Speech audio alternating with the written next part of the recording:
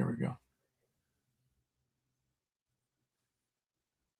NHL Best Bets Wednesday, April the 15th. Welcome in, guys. A couple days away from playoff hockey, and we're here to try and find you guys at least a few winners on the Wednesday board. Look, playoff matchups, they're pretty much decided. The playoff teams, they've been decided. Home ice advantage, well, that's pretty much decided as well for the most part. We're here to break it down. Myself, Andrew McInnis, Brian Leonard, both of us from WagerTalk.com. A few more days, then we'll have Carmine back on the saddle with us as well. He's locked and loaded, ready to go for playoffs as well. And I'll tell you what, we got a play of the day today from him. I will not forget to mention it today, but we did get that tweeted out for him, so that was A-okay. Happy to have a 5% winner yesterday on Utah over 3.5. Back-to-back road efforts out of them with one goal. And yesterday needed a big third period. They were up 2-1 going into the third. Man, oh man, that game ended up getting interesting. A ton of goals there in the third period. Did go 1-1, though, on the day as that team right there, Montreal Canadiens. I don't usually like taking them, Brian, and they screwed me a bit. But you know what? It was quite the night last night in the NHL. How are you doing, Brian? I'm doing very well. You mentioned Carmine. He said something over about an all-inclusive package he's got going today, so we want to make sure we mention that. I don't know anything about it, but he did send that through, so we're looking at that. But yeah, congratulations on the 5%. Really excited about the playoffs coming around. Started the NBA playoffs yesterday with a nice winner. Talked about how easy it is to win in the playoffs. So if you haven't joined us yet, make sure to do that right now because we got a lot of nice profit coming aboard. Absolutely. What did you have last night? Total or side? I used Portland, an underdog that won the game outright. So it was a little sketchy coming down to the end there, but they got the victory, and we will take that. And hopefully we can start building on that. I'll tell you, Brian. I liked unders yesterday. First half unders specifically.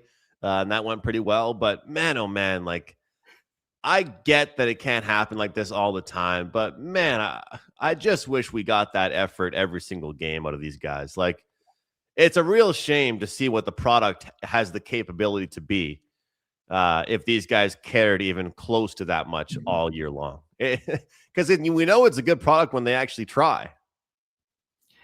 I agree.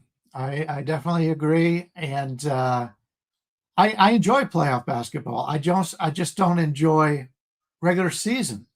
It's just frustrating to me. And I know, they got to play a lot of games. I understand the whole thing. And, once you make the playoffs, that's all that matters. But yeah, the playoff basketball is much more exciting to watch. It's a lot of people like the scoring and they like, the slam dunks and the 3-pointers. I like defense. I'm just an old school kind of guy. And the team that plays the best defense is the team that, can really make a difference in the playoffs because you don't see that during the regular season. So, that's how we can make some money in the playoffs. And hey, so far, so good. I'll tell you, my girlfriend probably thought someone died when she went to bed and I was out in the living room because when LaMelo Ball turned the ball over and then, almost cost his team the season and then ended up heading the game-winning bucket, I was going crazy. And she doesn't really hear me watching basketball much because, like I said to you, the regular season is just so much worse than the postseason. Regardless of NBA talk, let's get back to NHL. So I got a handful of games picked out for us today. We are going to talk today about the Rangers, Lightning, Leafs, Senators, and Sharks, Blackhawks.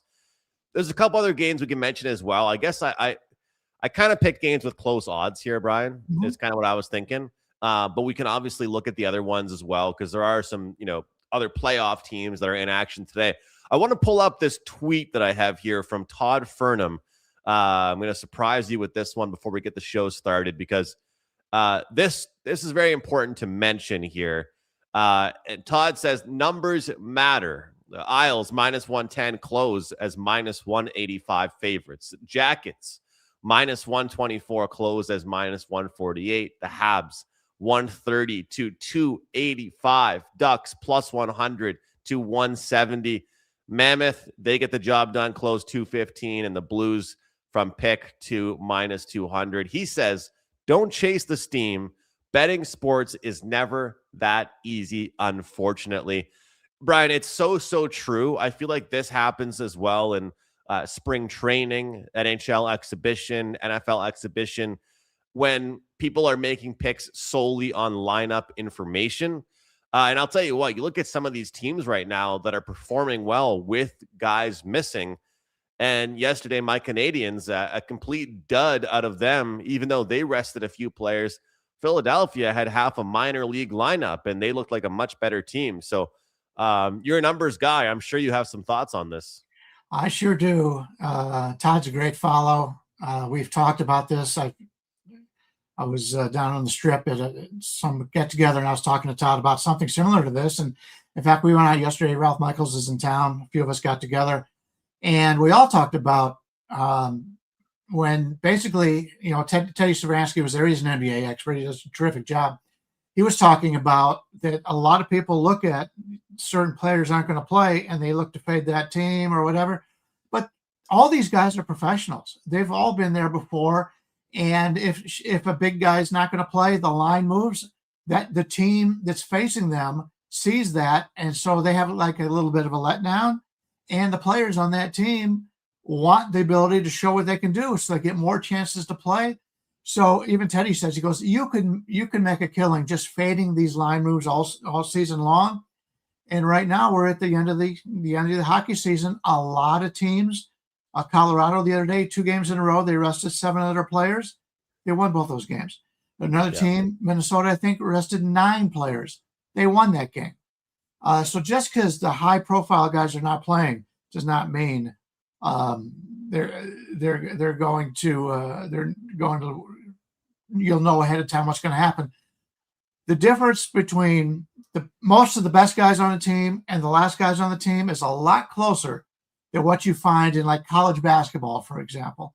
College basketball usually have 1 or 2 stars, and you got a couple guys that I'm sure you're a very good basketball player. You got the height and everything. But the rest of them are much closer to what you are as opposed to the superstars. So this is just a great.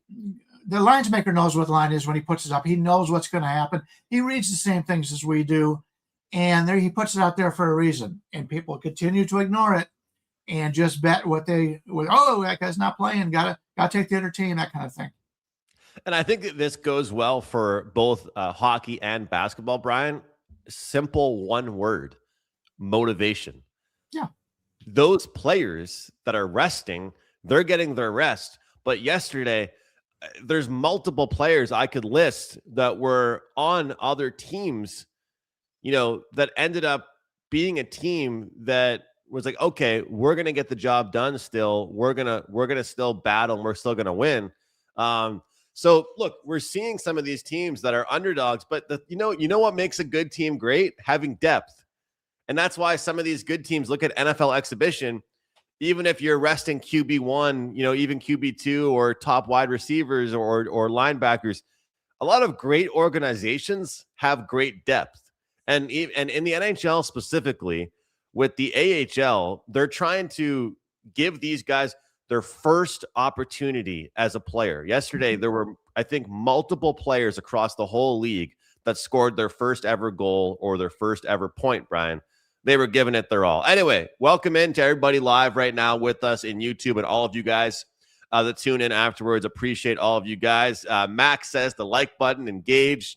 All kinds of guys with us right now, ready to talk some hockey. So, Brian, I selected the Rangers and the Bolts game here, and maybe I'm being greedy because I'm a Canadiens fan. I want to hear how you feel about the Lightning as they go into the postseason. I'm seeing some books, they don't care that the Habs won the last 2 games against the Lightning. They've got them sub minus 280 in that series. So here's the deal. The Lightning have home ice advantage solidified. They know who they're playing. They know where they're playing. This is a coach that won't be shy to rest his players, and I'm sure it might be a bit baked into the number already. How do we approach this one? The other day, I thought the Rangers could give it a puncher's try and go out on a good note with their season, and they didn't. But just maybe, they go out with some pride one last time. What do you think? How much will Tampa care about this game? Yeah, if you watch the line moves like we do and you try to learn from them, Vasilevsky is in goal now. He likes to play the last game of the season. I guess that's something that means a lot to him. And that's why a lot of money came on the Rangers early, and now a lot of money is coming back on Tampa Bay. I think it's an overreaction. Yeah, he's a great goalie, no doubt about it. Tampa's not going to play all their starters in this game. They have no reason to. They've been locked in. I talked about that earlier, that the winning the division or anything doesn't mean anything to Tampa. Tampa just wants to make it to the playoffs, and that's what's important to them. Yes, they've got the goalie in there now, but all that does is put us back into play range on the New York Rangers. Let me take a look at the standings right now. There are 5 teams, the worst 5 teams, and yes, Toronto Maple Leafs are down into that right now. But there are 5 teams in the NHL right now that are down at currently it looks to be 78 points or less. Okay. Those teams are the Maple Leafs, the Rangers, the Flames, the Blackhawks, and the Canucks. There is one of these teams doesn't belong. Let's just put it that way. The Maple Leafs are minus 44 goals on the season. The Flames are minus 49 goals on the season. The Blackhawks minus 65 goals on the season. And the Canucks, the worst team in the league, minus 95. The New York Rangers, minus 14 goals on the season. And there are 2 teams in the Western Conference. The Rangers have the least amount of points in the East at 75. There's 2 teams that are locked in the playoffs right now, the Ducks and the Kings. They are worse on the season for goal differential than the Rangers are. The Rangers are not a bad hockey team. Yes, they've been lousy at home this year. They're 14, 20, and 7 at home. But on the road, they've always been very good. They're 19, and 2 on the road.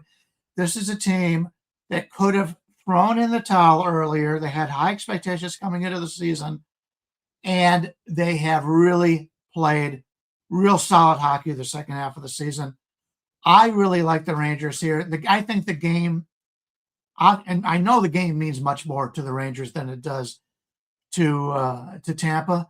This is Tampa's last game of the season. They're locked into the 3rd spot. So they know who they're going to play in the playoffs.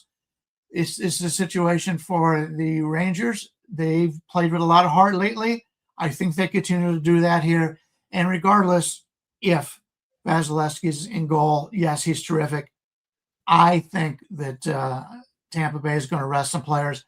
I believe the playoffs starts on Saturday, so they still have some time ahead of time, but they play games today, and tomorrow is the last game of the regular season. Some of these teams are playing back-to-back. San Jose's got back-to-back. The Kraken's got back-to-back. So this game means a lot more to the Rangers, and now that the price has gone back up again, I like the Rangers.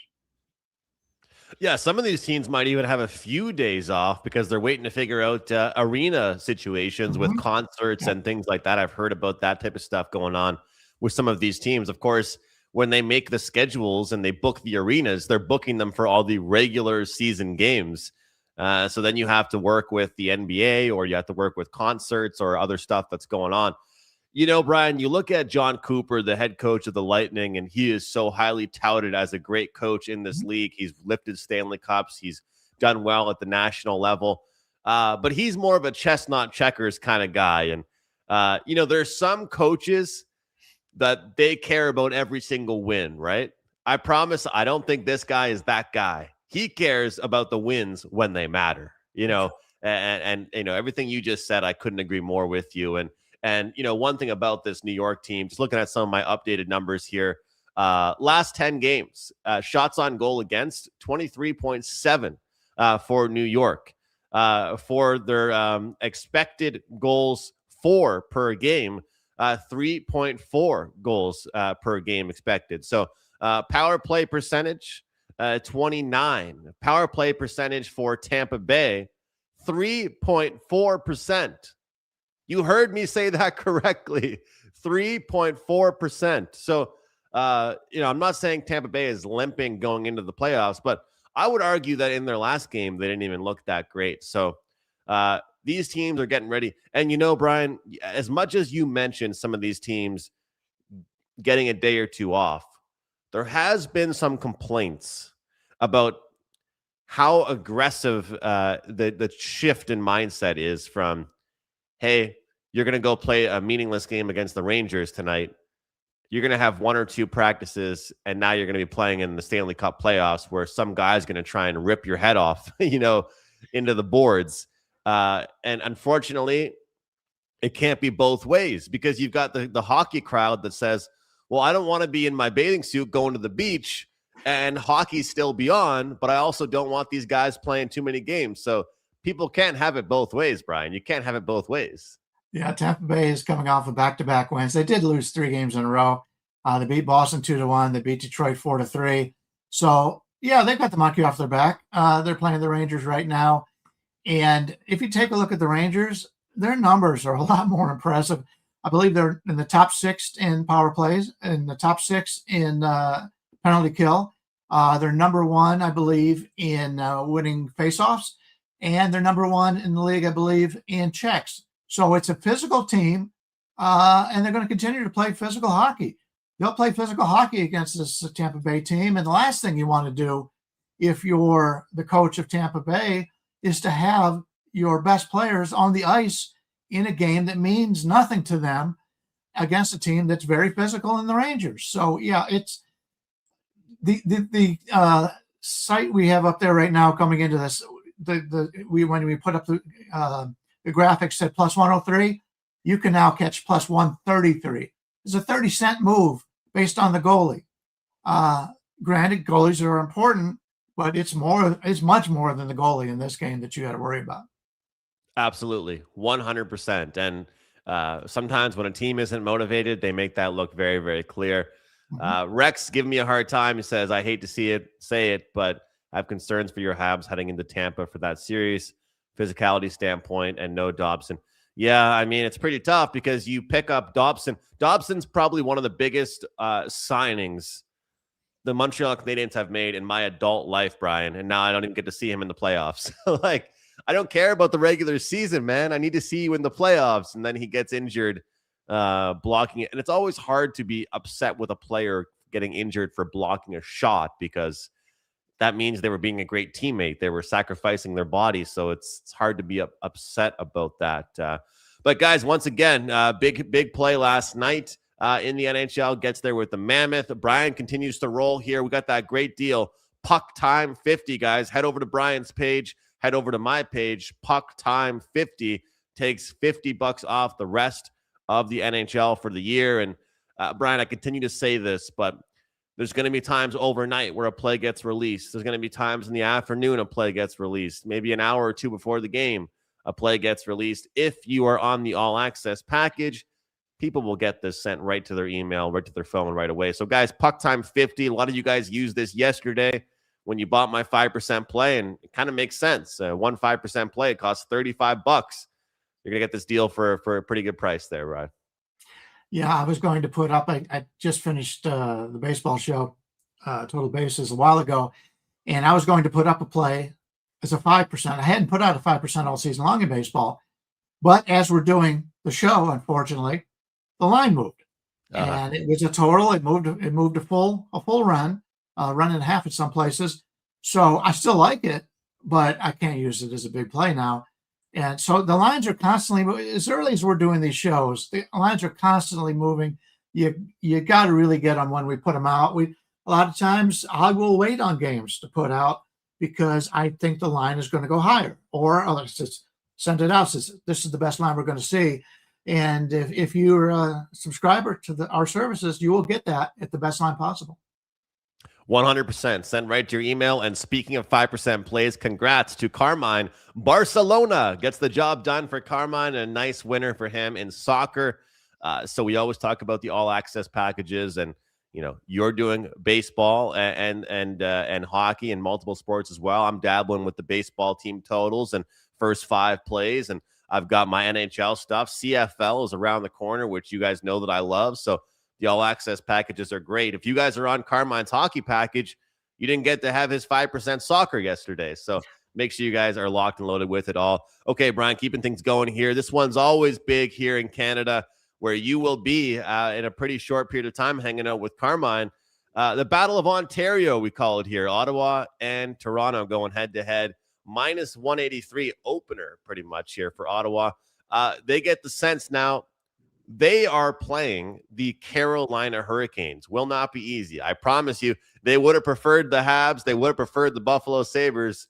They probably would have preferred anybody besides the Carolina Hurricanes. So the funny thing is, for many, many years, the roles were switched. You had Ottawa just trying to play spoiler and win a game towards the end of the year, just to mess with the Leafs. And now it's the Leafs. And I'll make this very clear. Leaf fans want their team to lose. They want the draft pick stuff. So what do you think here? Because there's to me, there's no chance, especially after finding out you're going to play a grueling series against Carolina. There's no chance all the regular guys suit up for Ottawa tonight. So I'm curious, could this be a time where we say, okay, you know what? Leaf fans want to lose, but I'm going to take them to win as an underdog. What do you think? Yeah, this is one of those games where I think neither one of these teams want to play in it. And they wanted to get at least Toronto wanted to get their season over, and Ottawa wants to get onto the playoffs. I can't lay this number with Ottawa. There's no way they're as excited for this game as they normally would be. They know where they're going to go. There's money been coming in on them. Maybe it's the anti-Toronto money because of that, or is everybody knows that Toronto's management will kind of make sure they don't win? What's wrong with playing Toronto plus 1.5? You're laying about 145 to 160 in this. That way Toronto can still lose, and you get the victory here. If you're taking the plus 1.5, that would be the only way I would look at this one, because I don't know. I can't see the motivation from either one of these teams in this game, but I don't want to lay Ottawa. They're up to 200 in some places right now. That's crazy. Toronto plus 1.5, minus 150, something in that area is the only way I could look at this game. Well, Brian, this comment from 805 Noodles says the Leafs are shining their golf clubs. That's the thing. How much do they care about this game? How much do they care? They should be pretty shined up by now, haven't they? Because they've been out of this for a while. You'd think so. We had a guy comment yesterday. Hey, you guys said the goals were going to come tomorrow. Yesterday, that the overs were going to hit, and obviously there were some unders that hit yesterday as well. And so there's two different angles for players not caring. There's not blocking shots and not playing defense, or there's just not going to those dirty areas and scoring those hard to score goals. And, that could kind of hurt you as far as your offense goes as well. So look, I imagine the Leafs are going to have some call-ups as well. This, to me, is one of those games where I want to be involved in the Maple Leafs, because they fired their general manager. Who knows if their coach makes it through the summer? They have an issue as far as their bottom guys are concerned. They traded away Nick Waugh. They traded away Scott Lawton. They traded away Bob McMahon. Brian, these guys are going to be auditioning for spots next season. People don't want to hear it, but I really do believe this Maple Leafs team could be a pick tonight. Am I telling you guys that I'm going to put my money down? I'm not guaranteeing it, that's for sure. I definitely don't like this as much as I liked some plays yesterday. But dog or pass for me on this one. Nice comment here. Thanks for watching. Happy to have you with a live show. Guys, if you don't catch the live show, we're here, of course, on the YouTube, and we're also on podcast platforms. But it's obviously much nicer to have you guys live. Let me touch on something before we go any further. Since we're only going to talk about basically 3 games and a little others, but you talked about getting in front of shots and blocking shots. I live in Las Vegas. I'm out in the Summerlin area, and a lot of the guys, it's a pretty nice area out in Vegas. A lot of the players on the team live in Summerlin, so I'll see them out and about. A couple of years ago, Petrangelo was in a Borders books with his little girls, a lot of cute family, and he was wearing flip-flops, no socks, and his ankles were swelled up like this, one of his ankles, and he was on the IL, but that happens when you block shots. There was a couple of guys yesterday that blocked shots and may not play because of that in today's games, and it just tells you how much of a heart these guys have to stand in front of that puck. And yes, if it's the last game and the team's not going to the playoffs, the last thing these guys want to do, they've already got their vacations planned, is stand in front of that puck and get hurt. That's why we talk about maybe more goals in these games at the end of the season, because they just want to get out of there healthy. And so if you're going to play totals, yeah, I just don't see many defensive guys, especially if you're on teams that are going to the playoffs. You don't want that right now. And the guys going on vacation, you don't want that. So it's going to be hard for me to bet any unders these last 2 days of the season. Yeah, it's just tough because, when these guys get space out there, they score goals. Yeah. When they get space, when they've got guys not blocking shots, it's a little bit different. So Titan CT says hockey players are a different breed. That's for sure. No wonder they love drinking beer so much, Brian. They're getting pucks. Yeah, who doesn't? Who does not? All right, let's get to our last one we're going to break down. And I chose this game because, excuse me, Brian. I chose this game because obviously the future of the NHL with the young stars, with Connor Bedard and Macklin Celebrini, the Sharks fell short. They were in the mix. They were in the hunt. I guess that was probably the goal for them going into the season. Obviously disappointed. It's a bit tough. It was kind of a Mike Trout situation here where you got one guy on the team that does well and everybody else was way below him. We're talking about Celebrini, of course. What's your handicap on this game? Because I'll tell you, Chicago, to me, is one of those teams I think that's going to go out with swinging. And at this point, San Jose is probably just pissed that they're not in the playoffs. Yeah, San Jose struggled in some of those games they needed to win. They were in pretty good shape a while back, but they played the Edmonton at home. That was the real killer. They lose that game 5-2, and they're pretty frustrated the next day. They go to Anaheim, lose that game 6-1, and then they come back home and play Vancouver, a team that has not won many games lately, and they lose that game in a shootout. Now, to their credit, they went on the road and beat Nashville 3-2 last time out, but I've been a big proponent of the Sharks all season long. I made a lot of good money betting on the Sharks. I don't want the Sharks in this game. They're going to finish the season back-to-back on the road, Chicago and Winnipeg, two other teams that are out of the playoffs. Chicago's been out for a long time. Winnipeg, another team a little bit disappointed. They're coming up a little bit short here. But I don't want San Jose here. Chicago's played really well over the years against San Jose. Now, I know San Jose is a lot better now than they've been in the past, but I believe they won 6 out of the last 9 meetings. And you're finding a team in Chicago that lost so they got immediate revenge from like 9 days ago. They went into San Jose, gave them a good game, but they lost that game 3-2. Then at home, they get blown out by Carolina 7-2. They lose at home to St. Louis 5-3. And then they get blown out by Buffalo 5-1. Well, Carolina is a team going to the playoffs playing really good hockey. St. Louis is a team that's played much better hockey in the second half of the season, put them back in playoff contention. And Buffalo could be the best team in hockey, the best regular season team in hockey other than Colorado. And now it's their last game of the season. They've already lost 4 straight games in embarrassing fashion, and they're getting to play San Jose at home. Every team has their last game at home where it's like the customer appreciation thing or whatever, giveaways, the whole bit. I don't know why they're not favored in this game. I think Chicago is a nice bet in this contest, and I usually don't play a lot of games near the end of the season, but some of these lines, at least in my opinion, are just wrong. Yeah, and I think this is an example of one of those ones that might be just different by the time 3 o'clock, 4 o'clock hits. Get some time to look at things. But saw a guy mentioning Frundell, young guy for Chicago that made his way up here from Europe. He's a guy that's going to be really good. And I think that when you talk about auditioning for the future, there's more guys on Chicago that have to prove it than San Jose that have to prove it. I agree.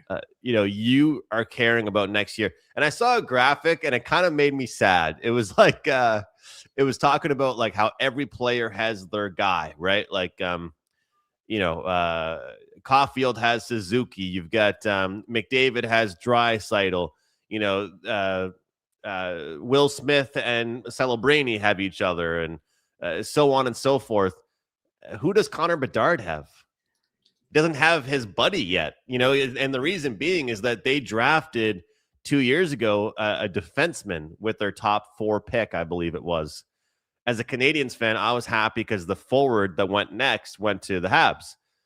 But they need to get him a good offensive player. Hopefully this Frundell player is that guy. But there's no Pippen and Jordan here because there's no Pippen on the team. He's all by himself, Brian. He is all by himself. And that's one of the good things for Chicago is, yeah, they haven't been good, but he continues to draft high up because of not having great records. Yeah, there's a lot of guys that you go back and look at the superstar players that have had somebody else there. He has not. Right now, Connor Bedard, at least from my memory, he was one of the most highly touted players I've seen coming into the league.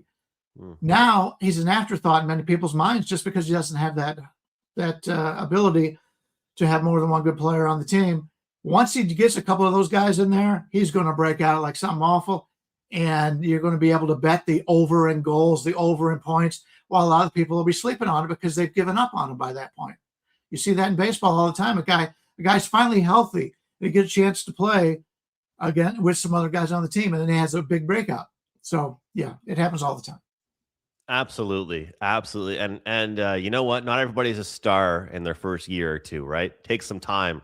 And teams aren't really drafting a player for their first two years in the hockey, 3 years in hockey. They're drafting them for the future, right? Is what that is. But with that said, I will say Celebrini with 100 points and the next closest guy with like 58 or something. So he did a pretty good job of carrying that team all on his own. Before I forget, Brian, I did forget yesterday, so let's bring it up here today.